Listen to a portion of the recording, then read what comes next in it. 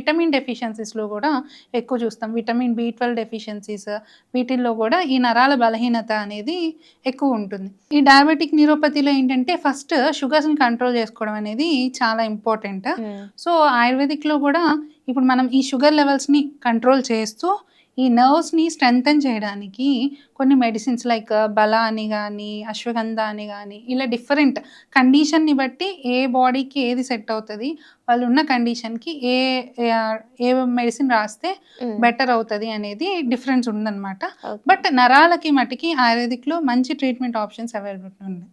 And at the same time vitamin B12 deficiency ఇదేంటంటే ఎక్కువగా మనం అనుకుంటాం ఫుడ్ బాగా తీసుకుంటున్నాము. అవును. బట్ విటమిన్ బి12 డెఫిషియన్సీ వస్తుంది. హ్మ్. ఇవన్నీ ఎందుకంటే ఒకటి మిస్టేక్ అందరూ చేసేదేంటంటే టిఫిన్ చేస్తారు, కాఫీ తాగుతారు. అవును.